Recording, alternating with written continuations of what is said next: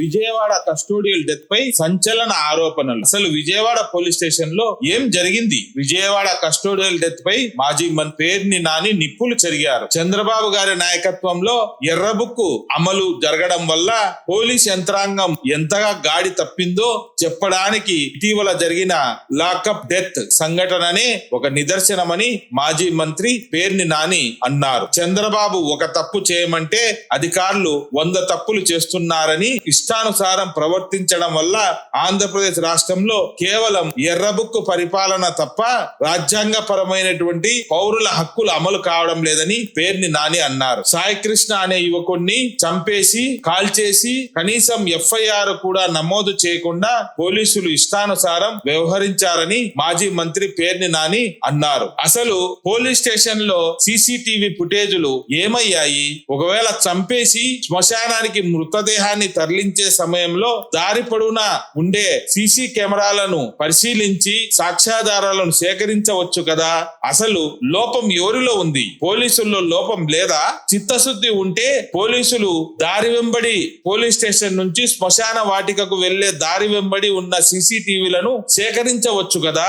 ఎందుకు సేకరించడం లేదు? ఇక్కడే అసలు నిందితుల భాగోతం బట్టబయలు అవుతుందని పోలీసులు ఈ యాంగిల్లో విచారణ చేపట్టడం లేదు. సాక్ష్యాధారాలను ధ్వంసం చేసి చట్టాన్ని నడిపే వారే చట్ట వ్యతిరేక పనులు చేసి హత్యలు చేసి శవాలను కాల్చేసి ఇష్టానుసారం వ్యవహరించిన ఈ తీరు దేశవ్యాప్తంగా ఒక సంచలన విషయంగా నమోదైందని మాజీ మంత్రి పేర్ని నాని అన్నారు. మే 6వ తేదీన తన తల్లి గాదె విజయలక్ష్మి గారు సాయి కృష్ణను లాకప్ లో చూశానని, లాకప్ లో ఉన్న సాయి కృష్ణ ఒంటిపై తీవ్ర గాయాలు కావడం తనను ఎంతో కలిచివేసిందని సాయి కృష్ణ తల్లి గాదె విజయలక్ష్మి గారు మీడియాతో అన్నారు. దాని తర్వాత పోలీసులు హంతకుణ్ణి ఎక్కడికో తరలించి ఒక ప్రైవేట్ హోటల్లో నిర్బంధించి అసలే 2 ఎఫ్ఐఆర్లు అసలు సాయి కృష్ణను అక్రమంగా అరెస్టు చేసిన వెంటనే 24 గంటల్లో కోర్టులో ప్రొడ్యూస్ చేయాల్సిన నిందితుడిని అసలు పోలీసులు అన్ని రోజులు చిత్రహింసలు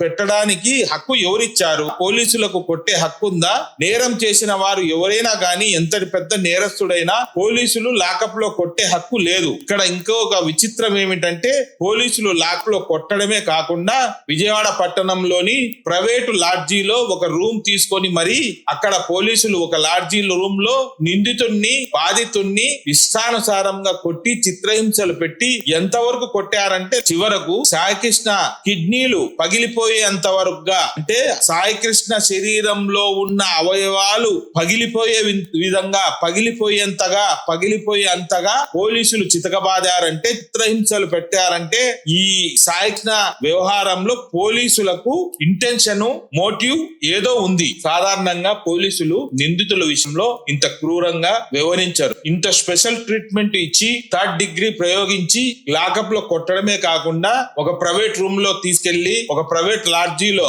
ఇంత ఘోరంగా కొట్టి క్షోభ గురి చేశారంటే ఈ సాయి కృష్ణ సామాన్య వ్యక్తి కాదు. అసలు సాయి కృష్ణ సామాన్య వ్యవహారంలో పోలీసులు అరెస్ట్ చేయలేదు. దీని వెనుక ఆర్థిక లావాదేవీలు ఉన్నాయి. భూములకు సంబంధించిన కోట్ల వ్యవహారాలు, అధికార పార్టీ సంబంధించిన ప్రజాప్రతినిధులకు సాయి కృష్ణ లొంగకుండా తగ్గేదేలే నేనేంటో చూస్తా అన్నట్టు వ్యవహరించడంతో కన్నెర చేసిన అధికార పార్టీ నాయకులు పోలీసుల సహాయం తీసుకొని సాయి కృష్ణను మార్కాపురంలో ఉండే సాయి కృష్ణను పట్టుకొని వచ్చి ఈరోజు కొట్టి హింసించి అధికార పార్టీ నాయకులకు లొంగే విధంగా మార్చే క్రమంలో సాయి కృష్ణను చివరాఖరుకు చంపేసేంత వరకు పోయారు.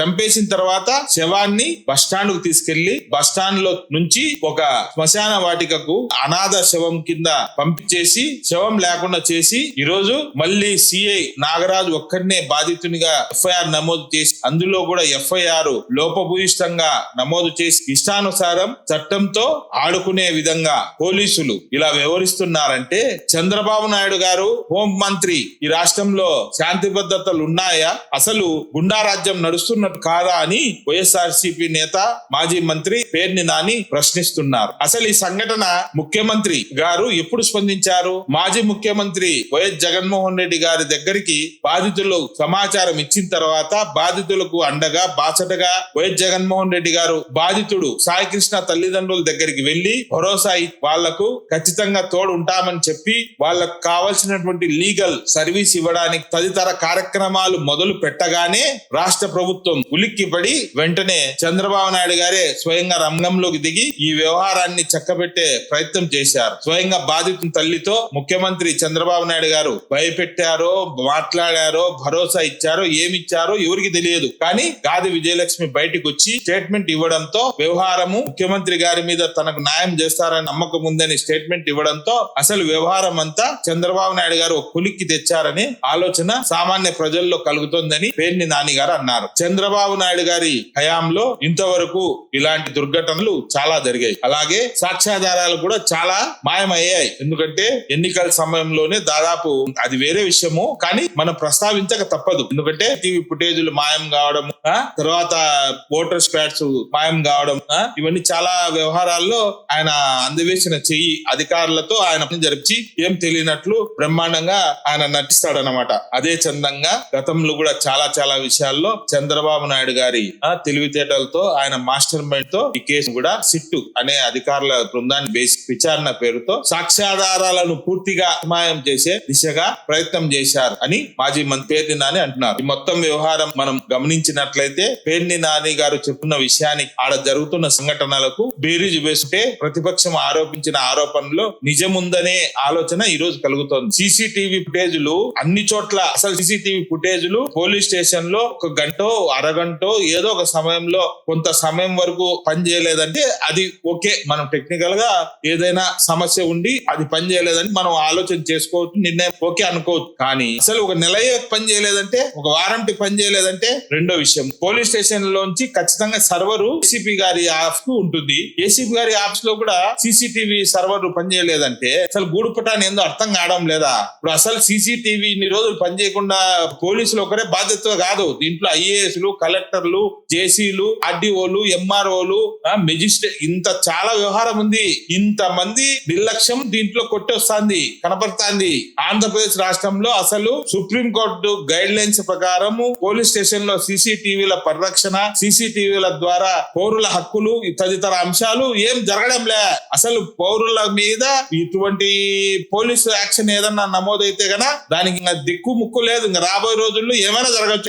నువ్వు పౌరులు తీసిపోతే ఇంకా వాళ్ళ ప్రాణాలకు రక్షణ లేదు అనే భయాందోళన ఈ రోజు పోలీస్ స్టేషన్ లో కలిగే పరిస్థితి ఈ సంఘటన తెచ్చింది అని మాజీ మంత్రి పేర్ని నాని గారు అంటారు. ప్రతిపక్షం ఓడేకొస్తుంది ఈ వ్యవహారం మీద. పరిస్థితులు ఎంత దారుణంగా ఉన్నాయంటే అమ్మో ఆంధ్ర పోలీసులా అని దేశం మొత్తం భయపడే పరిస్థితికి తెచ్చారు చంద్రబాబు నాయుడు గారు. ఏంది నిజంగా నిందితులు చట్ట వ్యతిరేక పనులు చేసిన వాళ్ళు అయ్యి చట్టానికి కాపాడడానికి, చట్టాన్ని అమలు పరచడానికి కఠిన నిర్ణయాలు తీసుకుంటే ఎవరేం మాట్లాడరు. చంద్రబాబు నాయుడు గ్రేట్ అంటారు, చంద్రబాబు నాయుడు జై కొడతారు. కానీ ఇక్కడ కిటుకేందంటే, అసలు సమస్య ఏందంటే చంద్రబాబు నాయుడు గారి పార్టీకి సంబంధించిన ప్రజాప్రతినిధుల ఆర్థిక లావాదేవీల విషయంలో చంద్రబాబు నాయుడు గారు వారికి ఆర్థికంగా మేలు చేయడానికి, వాళ్ళు లెక్క కొట్టడానికి ఒక నిందితుడిని పోలీస్ స్టేషన్ లో ఉంచాల్సి 24 గంటలు కోర్టుకు హాజరుపరచాల్సిన వ్యక్తిని తీసుకుపోయి ఒక ప్రైవేట్ లాడ్జీలో కొట్టి కొట్టి కొట్టి కొట్టి పోలీసులు లాస్ట్ కు చంపేసి శ్మశానాన్ని తీసుకెళ్లి బూడిద చేసేసినారు. అంటే ఆ కేసులో చంద్రబాబు నాయుడు గారు ఆ నిందితులను రక్షిస్తారంటే ఈ రాష్ట్రంలో చంద్రబాబు నాయుడు గారి పాలన ఎలా ఉందో, రెడ్ బుక్ పరిపాలన ఎలా ఉందో, శాంతి భద్రతలు ఏమవుతున్నాయో, ఈ రాష్ట్రంలో పౌరులకు కావాల్సిన హక్కులు ఏ విధంగా పరిరక్షించబడుతున్నాయో, ఈ రాష్ట్రంలో ఉండే వ్యవస్థలన్నీ ఒకసారి పునరాలోచన చేయాల్సిన, సమీక్ష చేసుకోవాల్సిన పరిస్థితి ఉందని మాజీ మంత్రి వైఎస్ఆర్సీపీ నేత పేర్ని నాని ఆరోపణ చేస్తున్నారు. ఇంకా ఏమన్నారు ఆయన మాటల్లోనే పూర్తిగా వినండి, పూర్తి వీడియోను చూడండి. ఇంకా ఆయన కొన్ని క్లూ పాయింట్స్, చాలా కీలకమైన అంశాలన్నిటినీ ప్రస్తావించడం జరిగింది. ఆ అంశాలన్నిటినీ ఒక్కసారి వినండి. మీరు కూడా లాజికల్ గా ఆలోచన చేయమని వీక్షకులందరికీ మనవి చేసుకుంటున్నాం. ఇవాళ విజయవాడ నగర పోలీసుల యొక్క తీరుతో అసలు నారా చంద్రబాబు నాయుడు గారి యొక్క ఎర్ర బుక్కు పరిపాలనలో పోలీస్ వ్యవస్థ ఎంత భ్రష్టు పట్టిపోయిందో ఆంధ్రప్రదేశ్ రాష్ట్రమే కాదు యావత్ ప్రపంచం కళ్ళకి కట్టినట్టుగా కనపడుతుంది. వాళ్ళ రాష్ట్ర రాజధాని ఆంధ్రప్రదేశ్ రాష్ట్ర రాజధాని లేనటువంటి ఆంధ్రప్రదేశ్ రాష్ట్రానికి రాజధానిగా పిలువబడుతున్నటువంటి విజయవాడ మహానగరంలో నడిబొడ్డులో ఒక పోలీస్ స్టేషన్ లో ఒక మనిషిని మర్డర్ చేసి, పోలీస్ స్టేషన్ లోనే మర్డర్ చేసి బూడిద చేస్తే అడిగేటువంటి అధికారి గాని ఒక్క అధికారి గాని ఉన్నాడంటే ఒక్క మంత్రి గాని ముఖ్యమంత్రి గాని ఒక్కరు అంటే ముఖ్యమంత్రి గారు ఎందుకంటే లా అండ్ ఆర్డర్ వారే చూస్తారు. డీజీపీ గారు వారు బెజవాడలో కాపుతూ ఉంటారు. ఎవరు ఒక్కరంటే ఒక్కరు కూడా పుచ్చుకోపోవడం. మే 6వ తారీఖున పోలీసులు వచ్చి ఈ రోజు లాకప్ డెత్ కి కస్టోడియల్ డెత్ కి గురైనటువంటి మృతుడు ఎవరైతే ఉన్నారో మృతుడు సాయికృష్ణ గారి యొక్క తల్లి గారైన గాదే విజయలక్ష్మి గారు మే 6వ తారీఖు నుంచి కృష్ణలంక పోలీస్ స్టేషన్ లో రిమాండ్ రిపోర్ట్ ప్రకారం వారి తల్లి ఉటంకించినట్టుగా చెప్తున్నటువంటి మే 6వ తారీఖున పోలీస్ స్టేషన్ లో వారి అబ్బాయిని ఏ స్థితిలో చూశారో ఆ స్థితిలో చూసి ఆవిడ ఆ రోజు ఆవిడ ప్రారంభించినటువంటి రోదన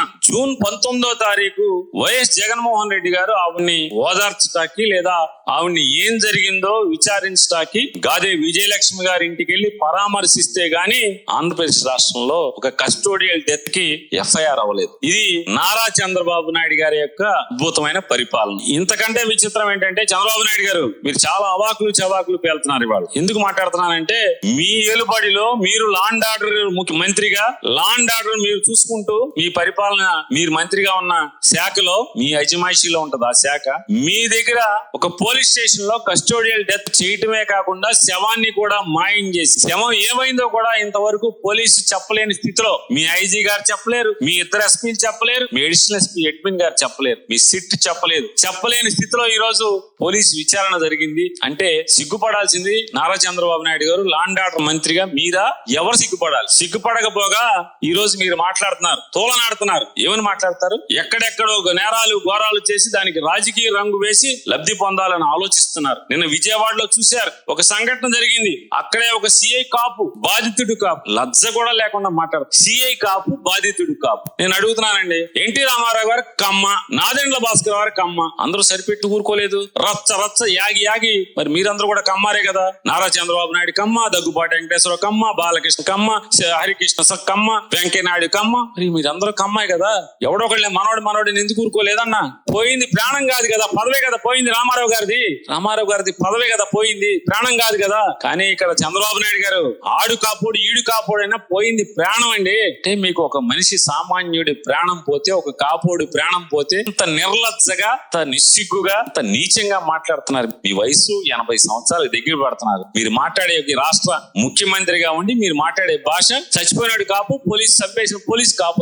ఇది మీ విచక్షణ, పరిపాలన దక్షం. ఇది మీ విఘ్నతకు వదిలేస్తున్నా. మీ భాష, మీ మీ నీచమైన మాటలు. ఎవడు రాజకీయ రంగు పులిమాడు అండి? మీరు మొత్తం నిద్రపోతుంటే మీరు మీ కుమారుడు యొక్క ఎర్రబుక్ రాజ్యాంగంలో పోలీసులు ఈ రకంగా బరి తెగించి పోలీస్ స్టేషన్ లోనే మటర్లు చేసి శవాన్ని బూడిద చేస్తుంటే గొంతె తరవదా ప్రతిపక్షం అని అడుగుతున్నాను. ఏం చేయాలి ప్రతిపక్షం? నారా చంద్రబాబు నాయుడు గారు ఏమనుకుంటున్నారు? పోనీ ఏం ఆశిస్తున్నారు? మీరు ఖబర్దార్ జాగ్రత్తగా ఉండండి. ఎవడు ఖబర్దార్? మీరు ఖబర్దార్ జాగ్రత్తగా ఉండండి. నారా చంద్రబాబు నాయుడు గారు రోజులు లెక్కెడుతున్నారు. ప్రజలు మీ ఖబర్దార్ అంటున్నారు. మిమ్మల్ని తినమరిగిన కోడి అంటే ఇల్లెక్కి కూసిందంట. అట్లా ఉంది నారా చంద్రబాబు నాయుడు గారు మీరు తీరు. ఎవరు నోరు పారేసుకున్నారు? మీరా? ఎవరు పారేసుకునేది? నీచంగా మాట్లాడేది మీరా? ఎవరు ఏమంటాడు? ఈ రోజు కూడా చూసా, వంగి దండాలు పెడుతున్నాడు దేవాలయాలకు పోయి జగన్మోహన్ రెడ్డి గారి గురించి. నువ్వెన్ని దండాలు పెట్టినా ఎవరైనా సరే దేవుడి మీద నమ్మకం ఉండే ఏ వ్యక్తి నీకు ఏ పార్టీ సహకరించరు. జగన్మోహన్ రెడ్డి గారు దేవుడికి వంగి దండాలు పెడుతున్నాడు. తప్పే ఉంది? అసలు మీరు మామూలుగా మోడీకి వంగి దండాలు పెడుతున్నారు కదా.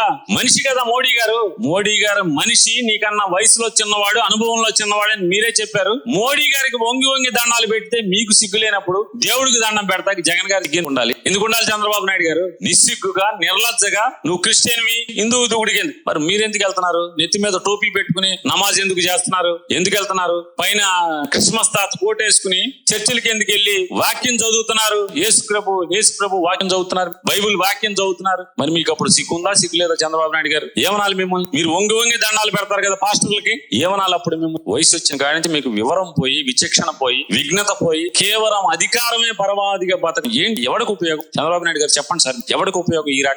ఈ రకమైన ముఖ్యమంత్రి మాకు ఉండటం మా దౌర్భాగ్యం కాదా అన్నాడు. మీరు సిగ్గుపడకపోగా మీరు చేసిన పనికి మీ ఏలుబడిలో మనిషిని చంపేసి రౌడీ షీట్ అంటారు. ఏ రౌడీ షీటర్ అయితే చంపేస్తారా? రౌడీ షీటర్ అయితే చంపుతారా? ఉరేయించండి అని అడుగుతున్నాను. చేత కాదా మీకు?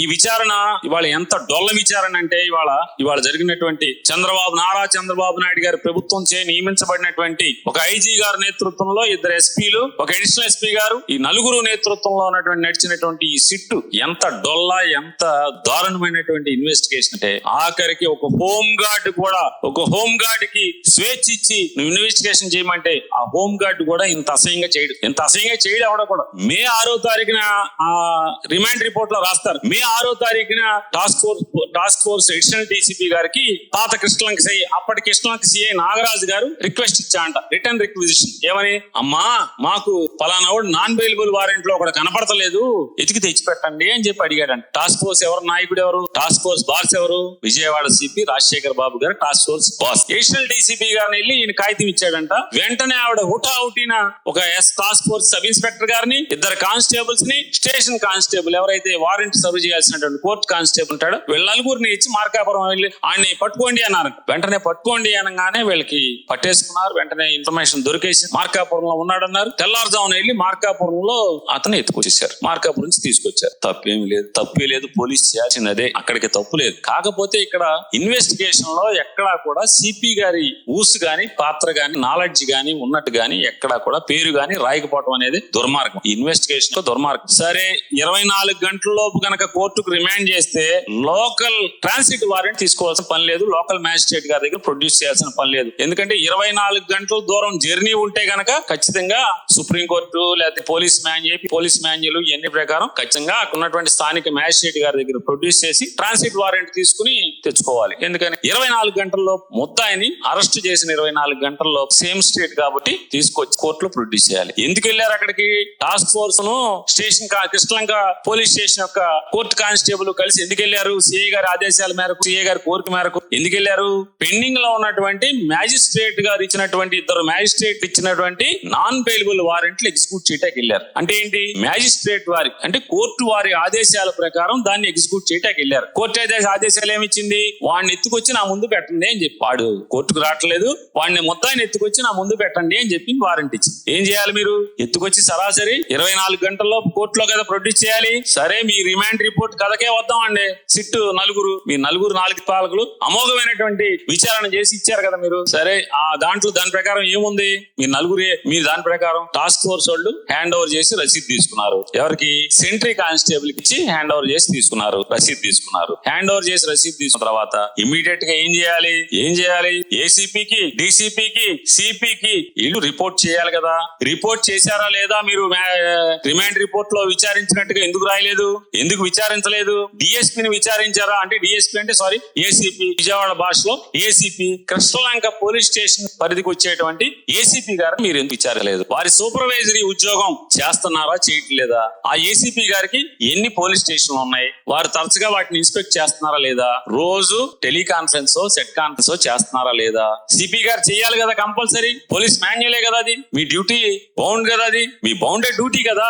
రోజు నేర సమాచారం గురించి గానీ లేదా situational report, daily situational report గానీ మొత్తం తీసుకోవాలి కదా సిపి గారు. మరి 5వ తారీఖు అర్ధరాత్రి వెళ్ళి 6వ తారీఖు తెల్లారుజామున 3 గంటలకు అరెస్ట్ చేసి మార్కాపురంలో 7 గంటలకు పోలీస్ స్టేషన్ తీసుకొచ్చి హ్యాండ్ ఓవర్ చేసినటువంటి విషయాన్ని విజయవాడ సిపి ఎందుకు తీసుకోలేదు? ఏసీపీ గారిని ఎందుకు ఈ ఉద్యోగం మిస్ అయ్యావని ఎందుకు అడగలేదు? డీసీపీ గారిని ఉద్యోగం ఎందుకు మిస్ అయ్యావని అడగలేదు? సిపి గారిని ఈ ఉద్యోగం ఎందుకు అయ్యావని మీరు విచారించలేదు? సిపిని విచారించాలి కదా, ఎందుకు విచారించలేదు? సరే మీరు విచారించలేదు, అయిపోయింది. తీసుకొచ్చిన నాగరాజు అయిపోయింది. ఒక ఎస్ఐ గారు ఎవరో ఏదో కొరియర్ డెలివరీకి వచ్చాను నేను స్టేషన్ కి, ఇప్పుడు ఆడు లోపల ఉన్నాడని చెప్పి సాక్షి చెప్పాడని చెప్పి అతను సాక్షి. A12 A17 విచారించామని చెప్పారు. A12 A17 ఎవరు? సారీ PW అంటే సాక్ష్యం, A1 కాదు సాక్ష్యం. ఎందుకంటే నాకు లా భాష తెలియక మాట్లాడు. సాక్షుల్ని LW PW అంటారు కదా, సాక్షుల్ని విచారించారు.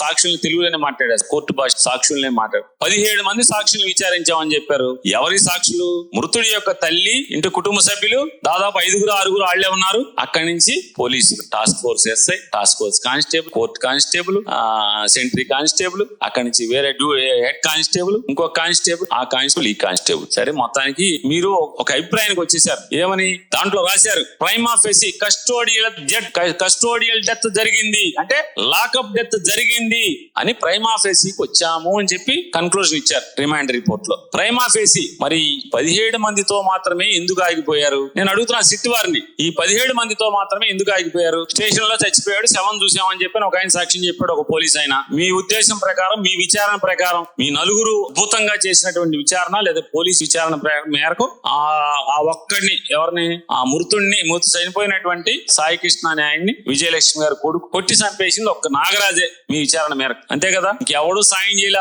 పట్టుకోవటంలో గానీ కొడతంలో గానీ ఎవడూ సాయం చేయాల. ఇంకోటి కూడా మీరు దాంట్లో రిమాండ్ రిపోర్ట్ లో రాశారు, ఏమని రాశారు? కాళ్ళు చేతులు కట్టివేయబడి సెల్లో ఉన్నాడు గాయాలతో అని చెప్పి రాసి, కాళ్ళు చేతులు ఎవరు కట్టారు? సిఐ నాగరాజు గారికి ఎవరు సాయం చేశారు? విచారించారా? శవం మాయమైంది అంటున్నారు. ఒక్క సిఐ నాగరాజు స్టేషన్ నుంచి శవాన్ని మోసుకెళ్ళగలడా?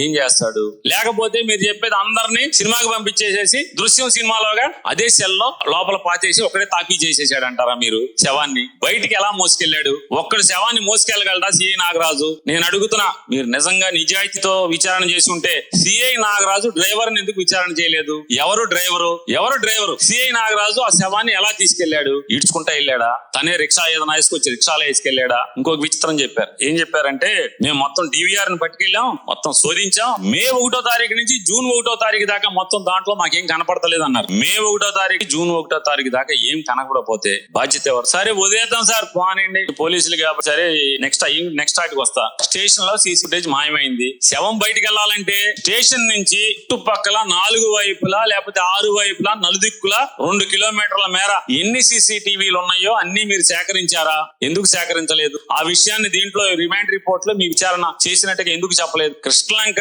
పోలీస్ స్టేషన్ చుట్టుపక్కల 2 కిలోమీటర్ల మేర ఈ శవాన్ని ఎటు తీసుకెళ్లాడు అనే విషయాన్ని మీరు పరిశోధించడం కోసం మరి విచారణ అదే కదా చేయాల్సి. హోంగార్డ్ అయినా చెప్తాడు కదా, ఆఖరికి పోలీస్ స్టేషన్ బయట పల్లీలు అమ్ముకునేవాడైనా చెప్తాడు కదా ఈ మాట. ఏమైనా స్టేషన్ లో ఫుటేజ్ పోతే మొత్తం దారింపటి చుట్టుపక్కల మొత్తం సీసీ ఫుటేజ్ తీయచ్చు సార్, తీస్తే ఏదో ఒకటి దొరుకుతుంది సార్, ఈ శవాన్ని పట్టుకెళ్ళాలి కదా సార్. శవాన్ని బయటికి పట్టుకెళ్ళలేదంటే ఏమవ్వాలి? అందరినీ సినిమాకి పంపించి నాగరాజు ఒక్కడే స్టేషన్ లో ఉండి తనే సెల్ తవ్వేసి లోపల దృశ్యం సినిమా లాగా శవాన్ని లోపల పాతేసేసి సిమెంట్ చేసేసి ఉండాలి. కొన్ని సెల్ పరిశీలించారా? ఏమన్నా కొత్తగా ప్లాస్టింగ్ చేసిందేమో పరిశీలించారా? చేసినట్టుగా మీరు ఎక్కడ రాయలేదు కదా విచారణలో. మరి సీసీటీవీ ఫుటేజీలు కూడా మీరు పరిశీలించినట్టుగా చెప్పలేదు కదా. సరే చెప్పలేదు. ఇంకోటి కూడా అడుగుతున్నాను. మే 6వ తారీఖు నుంచి ఆ తల్లి ఏడ్చి తిరగన తలుపులేదు పోలీస్ స్టేషన్ సిపికి, డీసీపీకి, ఏసీపీకి అందరి దగ్గరికి తిరుగుతానే ఉంది, ఏడుస్తా తిరుగుతాం. ఇంకా ఆడు ఎవడన్నామని రౌడీ షీట్ అవని మీ ఉద్దేశంలో ఆడి కిరాత కూడా ఏదన్నామని తల్లి కొడుకు కదా. మరి నక్సలైట్లను కాల్ చేస్తున్నారు, మన హిట్ మాన్ కాల్ చేశారు. మీరు శవాన్ని ఎందుకు అప్పు చెప్పారు? ఆ తల్లికి ఎందుకు అప్పు చెప్పారు సార్? విజయవాడ పోలీసులే అనుకుంటా, ఆంధ్ర రాష్ట్ర పోలీసులేగా. అక్కడికి తీసుకెళ్లి మరి హిట్ మాన్ అప్పు చెప్పారు కదా. పోనీ కాల్ చేసి ఊరేసా మీ కొడుకు దుర్మార్గుడమై సమాజానికి పనికిరాడు, చంపేశాం, ఇంకో శవం తీసుకెళ్ళమని చెప్పొచ్చు కదా. చెప్పలేదు కదా. సిపి గారు ఏది పట్టించుకోవట్లా, ఏది టాస్క్ ఫోర్స్ ఏం జరుగుతుందో పట్టించుకోవట్లా. ఎందుకంటే అవర్లీ మానిటర్ చేయాలి టాస్క్ ఫోర్స్ అయినా. ఎందుకని? డైరెక్ట్ బాస్ ఆయన ఆదేశం లేకుండా టాస్క్ ఫోర్స్ లో హోమ్ గార్డ్ కూడా ఉద్యోగం చేయడానికి వీల్లేదు. టాస్క్ ఫోర్స్ మాన్యువల్ అది. మరి సిపికి తెలవకుండా టాస్క్ ఫోర్స్ తీసుకొచ్చి అప్పు చెప్పింది కూడా తెలియదు అంటున్నారు సిపి గారు. ఏమీ తెలియదు అంటారు. రోజు డైలీ సిచ్యువేషనల్ రిపోర్టు అంటే డిఎస్ఆర్ వినరు. డిఎస్ఆర్ తెలియదు అసలు ఆయనకి. డిసిఆర్బి ఉందా విజయవాడ సిటీలో? లేదా. డైలీ క్రైమ్ రిపోర్ట్ బ్యూరో ఉండాలి కదా. స్టేషన్ కి ఒకరిని తీసుకొచ్చి డిటైన్ చేస్తే పైకి చెప్పాలక్కర్లేదు. మాన్యువల్, పోలీస్ మాన్యువల్ కదా. చెప్పటమే కాదు, స్టేట్ క్రైమ్ ఎస్సీఆర్బికి చెప్పాలి, ఎస్సీఆర్బి ఎన్సీఆర్బికి అప్లోడ్ చేయాలి. ఎన్ని సుప్రీంకోర్టు రూల్స్ బిఎన్ఎస్ఎస్ లో ఉన్నాయి కదండి. అంటే చంద్రబాబు ఎర్ర బుక్ పరిపాలన ఏం ఉండవా? స్టేషన్ కి ఒక ముద్దాయిని తీసుకొస్తే అరెస్ట్ చేసి ఉంచి స్టేషన్ లో ఉంచుకుంటే, డిటైన్ చేస్తే మీరు డిఎస్ఆర్ చెప్పాలి, డిసిఆర్బి చెప్పాలి, ఎస్సీఆర్బికి చెప్పాలి, ఎన్సీఆర్బికి చెప్పాలి. ఆన్లైన్ లో ఇవన్నీ ఉండాలి కదా. లేవు కదా. సరే మీరు అసలు ఉద్యోగం వదిలేశారు సిపి రాజశేఖర బాబు గారు. అసలు సిపి ఉద్యోగం వదిలేసేసి వేరే ఉద్యోగంలో ఉన్నారు. విజయవాడ నగరంలోని శాంతి భద్రతలను గాలికి వదిలారు. సరే ఎవరో సేవలో ఉన్నారు. పెద్దగా చూచారా? ఇదేంటి తెలుసా అండి? కన్నీరు మున్నీరుగా ఏడ్చి రోడ్లమ్మట గుండెలు బాదుకుంటూ తిరిగినటువంటి గాదే విజయలక్ష్మి గారి కోరిక మేరకు ఆవిడ ప్లీడర్ గారు విజయవాడ సిపి గారికి అల్లాడుతూ ఇచ్చినటువంటి కంప్లైంట్. ఈ కంప్లైంట్ ఇది ఏమని కంప్లైంట్ ఇచ్చింది ఆవిడ? ఎన్నో తారీఖు 28 మే సాయంత్రం 7:30కి ఇచ్చారు. 28 మే సాయంత్రం 7:30కి విజయవాడ సిపి గారికి ఫిర్యాదు ఇచ్చారు. అయ్యా, నా కొడుకుని కృష్ణలంక పోలీసులు ఎత్తుకెళ్లారు. మీరు గనక తక్షణమే గనక స్పందించకపోతే నా కొడుకుని స్టేషన్ లో ఈ పాటికి చంపేస్తారు. ఇంగ్లీష్ లో ఏం చెప్పారంటే ఎక్స్పెక్టెడ్ కస్టోడియల్ డెత్. సిపి గారు, రాజశేఖర బాబు గారు, ఒక తల్లి వేదన మీకు నివేదించుకుంది. మే 28వ తారీఖున మే 28 సాయంత్రం 7:20 7:30 గంటలకి ఏమని ఏడ్చింది ఆవిడ? అయ్యా కాపాడి నా కొడుకుని, కృష్ణలంక పోలీసులు నా కొడుకుని చంపేస్తారు, తొందరగా నువ్వు స్పందించు, రిక్వైర్స్ యువర్స్ అర్జెంట్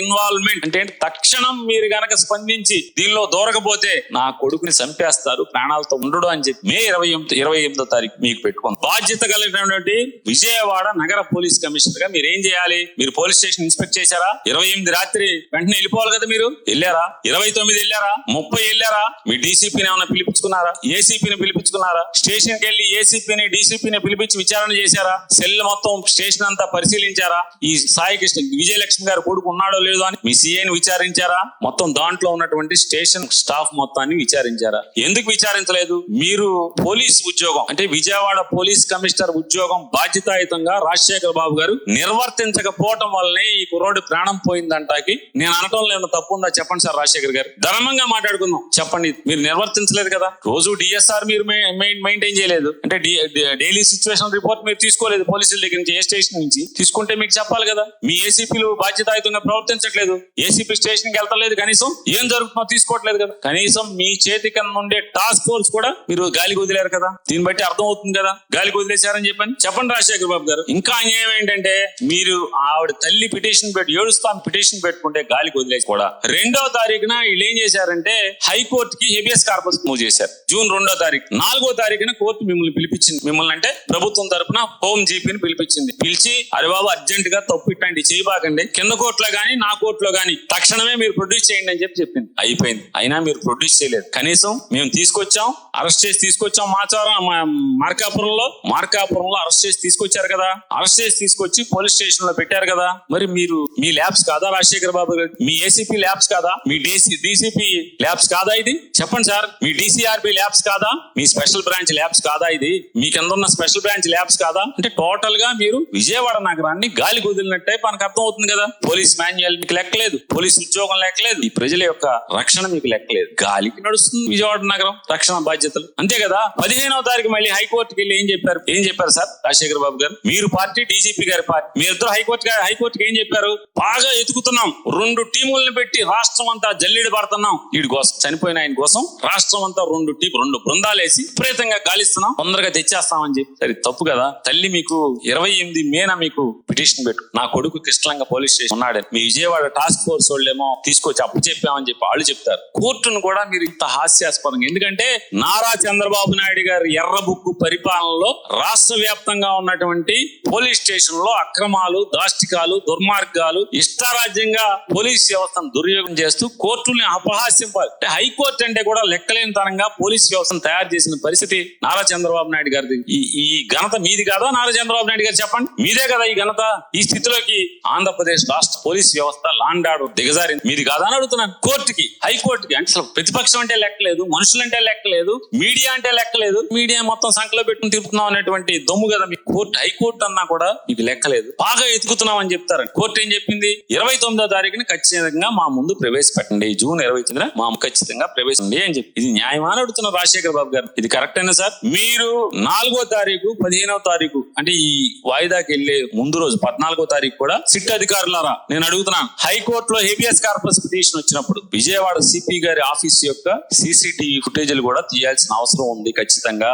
ఎందుకంటే ఈ ముద్దాయి సిఐ నాగరాజు, అప్పటి సిఐ నాగరాజు ముద్దాయి విజయవాడ కమిషనరేట్ లోనే కమిషనర్ గారి ఛాంబర్ దగ్గరే ఉన్నాడు అనేది మాకున్న మీడియా వారి ద్వారా సమాచారం. 4వ తారీఖు 3వ తారీఖు అక్కడే ఉన్నాడు, 4వ తారీఖు ఉన్నాడు, జూన్ 14 అక్కడే ఉన్నాడు, 15వ తారీఖు కూడా అక్కడే ఉన్నాడు అని చెప్పి దీన్ని మీరు సిట్ బృందం మరి మీరెందుకు సిపి ఆఫీస్ కి వెళ్ళి విచారించలేదు? విచారించాలి కదా. విచారించకపోగా విజయవాడ కమిషనర్ రాజశేఖర బాబు గారు, డీజీపీ గారు పోలీసు ఉద్యోగాన్ని సక్రమంగా మీరు బాధ్యత అయిపోవటం వల్ల 18/6 అంటే జూన్ 18వ తారీఖు జగన్ గారు సాయంత్రం మృతుడి తల్లి గారి ఇంటికి వెళ్ళి, గాదే విజయలక్ష్మి గారి ఇంటికి వెళ్ళి ఆవిడ్ని పరామర్శించి బయటకు వచ్చి ప్రపంచానికి ఇలా జరుగు చెప్పిన తర్వాత హడావుడిగా నారా చంద్రబాబు నాయుడు గారు డీజీపీ గారిని, హోమ్ సెక్రటరీ గారిని, విజయవాడ సిపి గారిని, ఇంటెలిజెన్స్ డీజీపీ గారిని అందరినీ సమావేశపరిచి తక్షణం ఎఫ్ఐఆర్ కట్టమని చెప్పి ఆయన ఆదేశిస్తాడు. అంటే ఈ రాష్ట్రంలో ఉన్నటువంటి ఒక మంత్రి ఆదేశిస్తే గానీ ఎఫ్ఐఆర్ అవనటువంటి పరిస్థితి, విచారణ మొదలు కాని పరిస్థితి వాళ్ళ పోలీస్ వ్యవస్థలో ఉందంటే, అంటే తెలుగుదేశం వారు తలుచుకుంటే మాత్రమే పోలీస్ యాక్షన్ లోకి వస్తుంది, లేకపోతే ఏ కేసు కట్టదనేది ఇవాళ వైఎస్ఆర్ వైఎస్ఆర్ కాంగ్రెస్ పార్టీ చెప్పేదానికి రుజువులు ఇయ్యే కదా. మా ఘోష, మా బాధ, మేము చెప్పేటువంటి అరణ్య రోదన ఇన్నాళ్ళు ప్రపంచం అంతా చూస్తుంది కదా. ఇవాళ ఏం జరుగుతుందో మీరు చూస్తున్నారు కదా. తెల్లారుజామున అంటే రాత్రి 9 గంటలకి ఆ తల్లిని ఎక్కించుకెళ్తారు పోలీసులు, తెల్లారుజామున 2 గంటలకి ఎఫ్ఐఆర్. ఇది రెడ్ బుక్ పాలనలో విజయవాడ లాకప్ డెత్ జరిగినటువంటిది. ఇదైతే ఇవాళ రిమాండ్ రిపోర్ట్ ఎంత కంటి తుడుపు చర్య అంటే అంత డొల్లే. అసలు విజయవాడలో పోలీస్ వ్యవస్థ, పోలీసింగ్ జరగట్లేదు అనేది వీళ్ళు ఎక్కడ విచారణలో వాస్తవం అదే కదా వాస్తవం. ఇవాళ ఇంతమందిని 17 మందిని విచారించని చెప్తారు, డ్రైవర్ గారిని విచారించరు. ఇంకోటి కూడా దీంట్లో రిమాండ్ రిపోర్ట్ లో మంచి విషయం ఒకటి రాశారు. ఏం రాశారు? ముద్దాయి సెల్ ఫోన్ ని, ముద్దాయిని ఇద్దరిని కూడా సెంట్రీ కానిస్టేబుల్ కి అప్పచెప్పాము అని చెప్పి రాశారు. అని ఎవరు చెప్పారు? A7, A8, A9 ఎవరో చెప్పారు. సారీ, విట్నెస్ సాక్ష్యం 7, సాక్ష్యం 8, సాక్ష్యం 9. ఈ 7, 8, 9లో ఎవరో ఒకళ్ళు అప్పచెప్పాం అని చెప్పారు. సెల్ ఫోన్ అంటే ఎవరిని పట్టుకున్నా ఫస్ట్ సెల్ ఫోన్ లాక్కుంటారు. అవును కదా.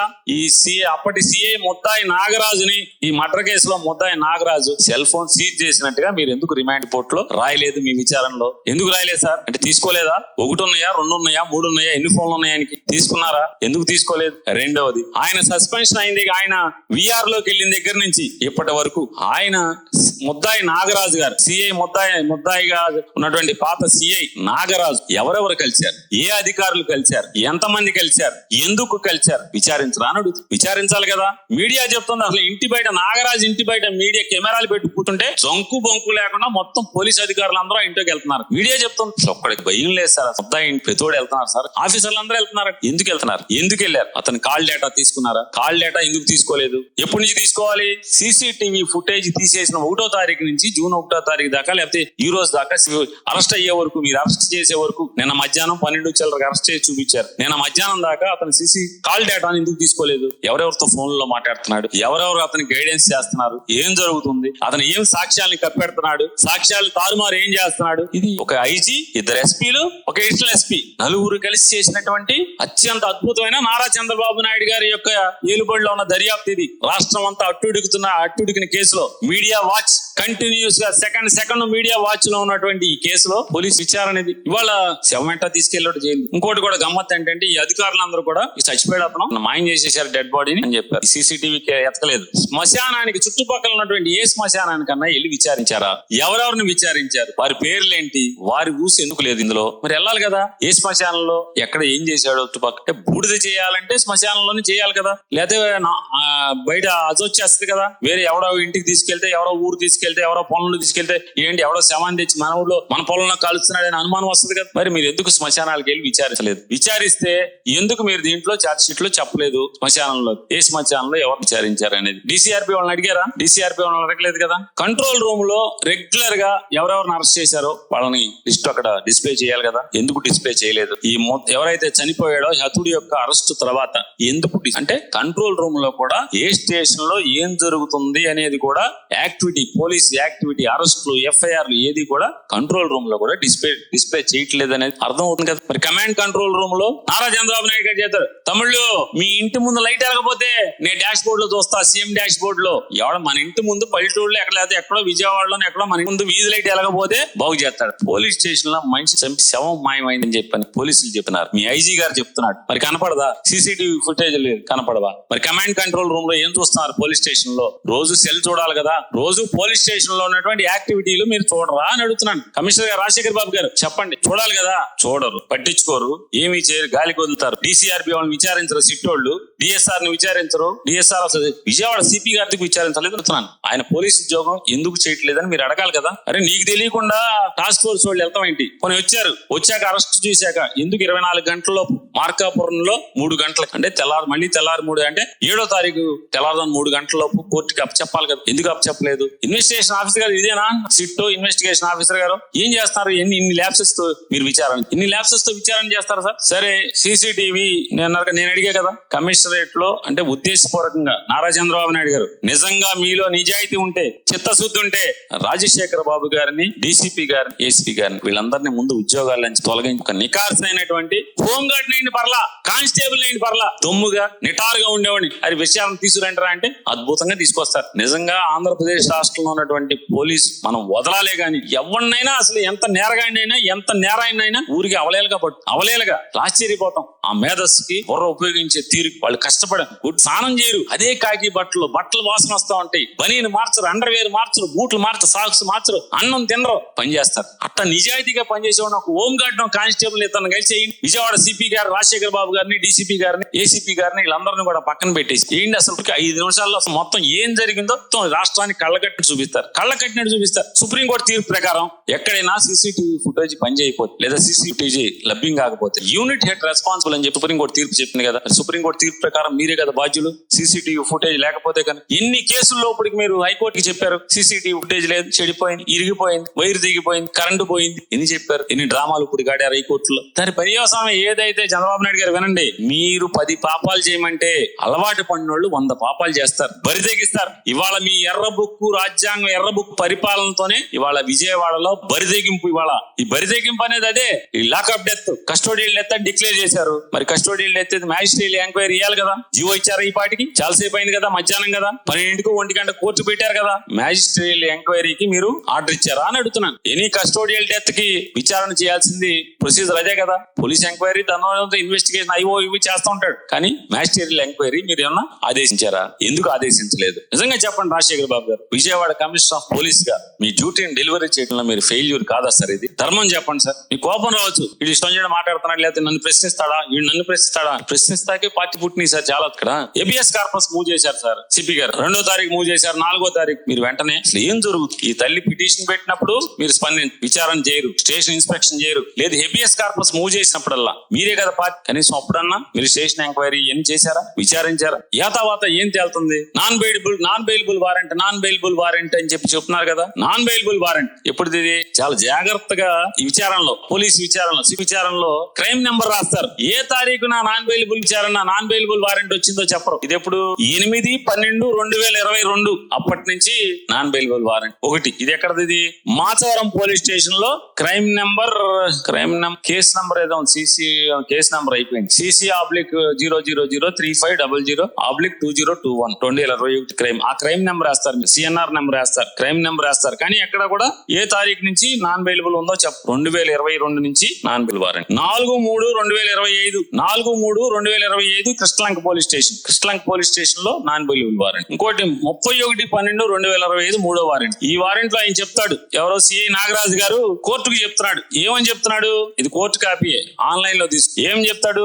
SHO Krishnalanka PS filed separate report stating that A1 at present has been in sub jail Jagaipeta as per the information given by his mother, and that on enquiry they came to know that the accused number 1 was arrested in crime number 312/2025 for the offence under section 302 IPC of Chilakallu police station, and that the whereabouts of accused number 2 not known, such they could not serve their summons. అంటే ఆడు జైల్లో ఉండటం వల్ల serve సమన్ చేయలేకపోయాము అని పని in writing petition file చేశాడు. ఏ magistrate గారి దగ్గర?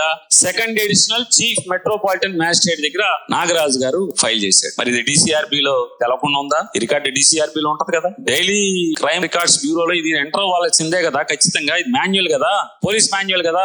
మరి గమ్మత్తు చూడండి, విజయవాడ నగర పోలీసులు కమిషనరేట్ పరిధి చిలకల్లులో ఎప్పుడు మార్చి 2022లో మాచారం పోలీస్ స్టేషన్ లో నాన్ బెయిలబుల్ వారెంట్, 2025 మార్చిలో ఇంకో వారెంట్, డిసెంబర్ లో 2025 డిసెంబర్ లో ఒకటి, మార్చి 2022లో 3 వారెంట్. ఇతను ఎప్పుడు చనిపోయిన ఆయన మర్డర్ ఎప్పుడు చేశాడు? మర్డర్ కేసులో ముద్దాయి ఎప్పుడయ్యాడు? హత్యా నేరం కింద డిసెంబర్ 2025. అంటే ఆల్మోస్ట్ ఈ 3 వారెంట్లు ఇచ్చిన తర్వాత ఇంచుమించుగా అదే డేట్ లో ఏమన్నా ఒక వారెంట్ ఏమన్నా డేట్ తేడా, అంటే ముందు వెనక ఒకటి వెనకున్నట్టు. అంటే ఆ మర్డర్ తర్వాత వారెంట్, అంటే మర్డర్ కేసులో ఇరుక్కున్న తర్వాత వారెంట్ ఇచ్చారు. 2 వారెంట్లు ముందే ఉన్నాయి. ఇంకో గమ్మత్ తెలుసా? ఈ కుర్రాడు ఎలా వచ్చాడు మర్డర్ కేసులో, బయటకి ఎట్లా వచ్చాడు అనుకున్నారు? చిల్లకల్లు పోలీసు వారు విజయవాడ కమిషనరేట్ పరిధిలో సిపి రాజశేఖర బాబు గారి నేతృత్వంలో, ఆయన నాయకత్వంలో పనిచేస్తున్నటువంటి చిల్లకల్లు పోలీస్ స్టేషన్ లో నేరం చేసినటువంటి రుజువు చేసేటువంటి ఛార్జ్ షీట్ దాఖలు చేయకపోవడం వల్ల డిఫాల్ట్ బెయిల్ లో బయటకు వచ్చాడు. ఈ కుర్రాడు డిఫాల్ట్ బెయిల్ లో బయటకు వచ్చాడు. అంటే ఏంటి? ఛార్జ్ షీట్ దాఖలు చేయకపోవడం మూలంగా, పోలీసు వారి యొక్క ల్యాబ్స్ మూలంగా బయట. మరి ఏం చేయాలి? అప్పుడు పీటీ వారెంట్లు ఎందుకు వేయలేదు? వీటిలో పోలీస్ భాషలోనే మాట్లాడతారు. నిజాయితీగా మీరు చేయదలుచుకుంటే ఆ కుర్రాడిని ఉద్దేశపూర్వకంగా బయటకు వదలకపోతే గానీ, వదలాలని మీరు అనుకోకపోతే, ఆ కుర్రాడిని ఉద్దేశపూర్వకంగా మీరు వదలాలని అసలు మీరు 2024 జూన్ లో మీ గవర్నమెంట్ వచ్చింది కదా, సిపి గారు వచ్చాడుగా, ఆల్మోస్ట్ జూన్ జూలైలో వచ్చేసినట్టున్నాడు కదా సిపి గారు. 2024 జూన్ జూలైలోనే ఇప్పుడు జూన్ లోనే వచ్చేసాడు కదా. మరి అప్పటి నుంచి 2 వారెంట్లు ఉన్నాయి కదా, మరి అప్పటి నుంచి ఈ కుర్రవాడిని ఎందుకు నాన్ బెయిలబుల్ వారెంట్ లో మీరు అరెస్ట్ చేయండి. రెండోది, మర్డర్ కేసులో ఇరుక్కుని దొరికాడు కదా, ఆ దొరికినప్పుడు 90 రోజుల్లో మీకు ఛార్జ్ షీట్ అయ్యడానికి టైం సరిపోలా. 85వ రోజు, 86వ రోజు, 87వ రోజు, 88వ రోజు, 89వ రోజు పీటీ వారెంట్ వేయచ్చు కదా. పీటీ వారెంట్ వేసి మళ్ళీ ఆ కేసులో మీరు రిమైండ్ చేసుకోవచ్చు కదా బెజవాడలో. అది కొన్నాళ్ళు ఇంకో 2 నెలల్లో, నెల 2 నెలల్లో 3 నెలల్లో నడుస్తుంది కదా. ఒకవేళ బెయిల్ వస్తుంది అనుకుంటే ఇంకో పీటీ వారెంట్ వేయచ్చు కదా. అన్ని కేసుల్లో మనం సర్వసాధారణంగా ఇదే చేస్తాం. పోలీసు వారు ఒకటి మీద 4-5 కేసులు ఉంటే పీటీ వారెంట్ వేసి తీసుకో, ఒక దాంట్లో బెయిల్ వస్తుంటే ఇంకో పీటీ వారెంట్ కదా. మనం జగన్ గారు గవర్నమెంట్ పడిపోయిన కాడి నుంచి మనం వైఎస్ఆర్ కాంగ్రెస్ పార్టీ వాళ్ళ మీద కేసులు పెట్టి ఇంతే కదా. ఒక దాంట్లో బెయిల్ వస్తే ఇంకో పీటీ వారెంట్ అదే రోజు ఇంకా వచ్చి మళ్ళీ అథారిటీ తీసుకెళ్ళి ఈ కరోనా ఆ రకంగా ఎందుకు తీసుకెళ్లేదు, ఎందుకు ఆపలేదు, డిఫాల్ట్ బెయిల్ ఎందుకు ఇప్పించారు మీరు అడుగుతున్న పోలీసు. ఉద్దేశపూర్వకంగా విజయవాడ కమిషనరేట్ పోలీసులు ఉద్దేశపూర్వకంగా డిఫాల్ట్ బెయిల్ ఇవ్వకపోతే కుర్రాడు బయటికి ఎందుకు వెళ్తాడు. అసలు 2022 నుంచి నాన్ బెయిలబుల్ వారెంట్. ఈ గవర్నమెంట్ వచ్చిన 2 ఏళ్ల తర్వాత పోటుగాడి ప్రభుత్వం అని చెప్పేటువంటి లా అండ్ ఆర్డర్ చూస్తున్నటువంటి నారా చంద్రబాబు నాయుడు గారి ప్రభుత్వం విజయవాడ కమిషనరేట్ లో 2 ఏళ్లగా నాన్ బెయిలబుల్ వారెంట్ ఎందుకు పట్టించుకోలేదు. లేదు, మర్డర్ కేసులో ముద్దాయిగా అయితే అప్పుడు ఎందుకు పీటీ వారెంట్ లేదు, ఎందుకే లేదు, డిఫాల్ట్ బెయిల్ ఎందుకు వచ్చింది. నాకైతే ఏతాబాతా నాకు ఒక అనుమానం. ఒకవేళ ఈ కుర్రాడిని ఏమన్నా ఆస్తుల సెటిల్మెంట్ కి ఏమన్నా పోలీసు వాడు తెలంగాణ నయ్యం లాగా ఇక్కడ ఏమన్నా బెజవాడ నయ్యం లాగా ఈ కుర్రాడిని ఏమన్నా వాడుతున్నారా నాకు అనుమానం. మీరు సందేహం నివృత్తి చేయాలి. ఎందుకని అసలు విజయవాడ నగరంలో పోలీసు టాస్క్ ఫోర్స్ అంటే అదిరిపోవాలి. ఎందుకని ఇది రాజధాని. మరి 2 ఏళ్ల నుంచి 2 నాన్ బెయిలబుల్ వారెంట్లు ఉంది. ఓ మర్డర్ కేసులో ముద్దాయి డిఫాల్ట్ బెయిల్ వచ్చి వెళ్ళిపోయాడంటే ఎలా అన్నాడు. వెరీ సిపి ఎక్కడ రాజశేఖర్ బాబు గారు, ఎక్కడ మీ ఉద్యోగం, ఎక్కడ మానిటరింగ్ లేదు కదా. కనీసం ఇన్వెస్టిగేషన్ కూడా నారా చంద్రబాబు నాయుడు గారు సిగ్గుపడండి. ఇన్వెస్టిగేషన్ కూడా నీచంగా జరుగుతుంది, అసహ్యంగా జరుగుతుంది. మసి పూసి మారేడికాయ చేస్తున్నారు, తూతూ మంత్రంగా చేస్తారు. అసలు కేసు ఎట్లా నిలబడదు? ఇంత అసహ్యంగా చేస్తే, ఇంత దరిద్రంగా మీరు ఇన్వెస్టిగేషన్ చేస్తే అసలు ఈ కేసు ఎట్లా నిలబడుతుంది? నాగరాజు శిక్ష ఎట్లా పడుతుంది? ఒక్క నాగరాజే ముద్దాయి. ఎందుకు ముద్దాయి నాగరాజు? అరే నువ్వు ఒక్కడే ఒప్పుకోరా మనందరి తరపున, లేకపోతే సిపి, డిసిపి, ఏసీపీ వాళ్ళు ఇళ్ళు అందరం పోతాం, అందరం ముద్దాయిలు అవుతాం. సాక్షులు అందరూ ఎవరు? కానిస్టేబుల్స్ మొత్తం సాక్షులు, కానిస్టేబుల్స్ అందరూ సాక్షులు. శవం కనపడదు, బూడిది కనపడదు, విచారించరు, సెల్ ఫోన్ తీసుకోరు, కాల్ రికార్డ్స్ తీసుకోరు. సస్పెండ్ చేసిన కాడి నుంచి ఎవరెవరు ఎందుకు కలిశారో విచారించరు. టాస్క్ ఫోర్స్ వాళ్ళని విచారించరు. టాస్క్ ఫోర్స్ రికార్డ్స్ వెరిఫై చేయరు. సిపికి ఎందుకు తెలదో చెప్పరు. డైలీ సిచ్యువేషన్ రిపోర్ట్ సిపి ఎందుకు పర్సూ చేయట్లేదు? నెల క్రైమ్ మీటింగ్ చేయాలి, నెల క్రైమ్ మీటింగ్ ఎందుకు చేయట్లేదు? చేస్తే ఈ కుర్రాడు గురించి ఎందుకు అసగనుకోవట్లేదు? మర్డర్ కేసులో డిఫాల్ట్ బెయిల్ వస్తే వెంటనే ఆ పోలీసుని సస్పెండ్ చేయాలా అక్కర్లేదా? ఆ చిల్లకల్లో ఉన్నటువంటి ఎవరైతే బాధ్యులు ఎవరైతే ఐఓ ఉన్నారో ఆ murder case IO charge sheet file చేయనందుకు సస్పెండ్ చేశారా? చేయలేదు కదా. ఎందుకు చేయలేదు? రాజశేఖర్ బాబు నాకైతే అనిపించేది భజనకు అలవాటు పడిపోయారు. బాగా వీరులుగా మీ కింద ఎస్హెచ్ వాళ్ళు భజన కొడుతుంటే అసలు తప్పితే ఆ భజన గానాలు అంటున్నారు. చంద్రబాబు నాయుడు గారికి అలవాటు. జయము జయము చంద్రన్న జయము జయము అంటే ఆనందంగా వింటుంటాడు. అంటే మీరు కూడా ఆ భజనకి మీరు వింటున్నారు తప్పితే పోలీస్ గాలి కుదిలారు అనేది 100%. చివరిగా వ్యక్తిగతంగా నాకు కొన్ని ప్రశ్నలు మిమ్మల్ని మీ ద్వారా, మీడియా ద్వారా, ఈ ప్రపంచం ద్వారా పోలీసు వారిని అడుగు. సిఐ నాగరాజు గారి మొబైల్ సీజ్ చేస్తారా చేయరా? ఆయన ల్యాప్టాప్ ని మిగతా అన్ని ఇంట్లో వాళ్ళందరి ఎలక్ట్రానిక్ డివైజెస్ ని చేస్తారా చేయరా? ఆయన ఇంట్లో ఐపీ అడ్రస్ కి ఎప్పుడెప్పటి నుంచి ఏ ఇంటర్నెట్ కాల్స్ వస్తున్నాయో మే 1వ తారీఖు నుంచి ఇప్పుడు దాకా తీసుకుంటారా తీసుకోరా? ఆయన దగ్గర ఎలక్ట్రానిక్ పరికరాలని కూడా తీసుకుని ఫోరెన్సిక్ ల్యాబ్ కి పంపించరా? ఎఫ్ఎస్ఎల్ కి పంపిస్తారా? కాల్ డీటెయిల్స్ తీసుకుంటారా తీసుకోరా? ఆ కాలంలో ఎవరెవరికి టచ్ లో ఉన్నాడు ఇవన్నీ కూడా వెరిఫై చేస్తారా చేయరా? అలాగే పోలీస్ స్టేషన్ లో ఉన్నటువంటి ప్రతి ఒక్కరి, అలాగే ACP, DCP, Vijayawada CP, task force లో ఉన్న ప్రతి ఒక్కరి, స్పెషల్ బ్రాంచ్ లో ఉన్న ప్రతి ఒక్కరి ఫోన్లు తీసుకుంటారా తీసుకోరా? సీసీటీవీ ఫుటేజ్లు మొత్తం ఎందుకు లేకుండా పోయినాయి? విజయవాడ సిటీలో ఎక్కడ సీసీటీవీ ఫుటేజ్ లేవా? పని చేయవా? లేకపోతే ఎప్పుడు కావాలంటే అప్పుడు మీరు అరైజ్ చేసేస్తారా మీ పోలీసు? మరి పని చేస్తే కంట్రోల్ రూమ్ లో కూడా పని చేయాలి కదా. మరి దాని గురించి మీరు ఎందుకు మెన్షన్ చేయలేదు? సాయి కృష్ణ ఫోన్ ఏమైంది? సాయి కృష్ణ ఫోన్ కి ఎవరెవరు ఫోన్లు చేశారు, ఎప్పుడెప్పుడు చేశారు, ఆ ఫోన్ ఎక్కడ ఉంది? అలాగే అసలు మామూలుగా ఏంటి ఆయన మా MP Avinash Reddy Google takeout అని 100 మాట్లాడారు మీ తెలుగుదేశం వాళ్ళందరూ. అయ్యా సిట్టు వారు, నాగరాజు గారి ఫోన్ గూగుల్ టేక్అవుట్ తీశారా? ఎక్కడెక్కడికి వెళ్ళాడు, ఏ శ్మశానానికి వెళ్ళాడు, ఎక్కడికి వెళ్ళాడు, శివాంతికి ఎక్కడికి వెళ్ళాడు, ఏ తారీఖున ఎక్కడికి వెళ్ళాడు, ఎన్ని గంటలకు వెళ్ళాడు, గూగుల్ లుకౌట్ తీరా? విజయవాడ కృష్ణలంక పోలీస్ స్టేషన్ లో ఉన్నటువంటి ప్రతి ఒక్కరి గూగుల్ టేక్అవుట్ తీస్తారా తీరా? తీయాలి కదా. సిఐ నాగరాజు ముద్దాయి నాగరాజు గారి గూగుల్ లుకౌట్ చూస్తే ఆయన సిపి గారిని ఎన్నిసార్లు కలిశాడు, సిపి గారికి ఎన్నిసార్లు ఫోన్ చేశాడు, అన్ని వస్తాయి కదా. కాబట్టి నారా చంద్రబాబు నాయుడు గారు మీరు ఎన్ని డాంబికాలు పెరిగినా, ఎంత విషం చిమ్మినా జగన్ గారి మీద, ఆంధ్రప్రదేశ్ రాష్ట్రంలో పోలీస్ వ్యవస్థని, లా అండ్ ఆర్డర్ ని మీ నాయకత్వంలో మీరైతే ఎర్ర బుక్కు పేరు మీద సర్వనాశనం చేశారనైతే మాత్రం ఘంటాపదంగా చెప్పగలం.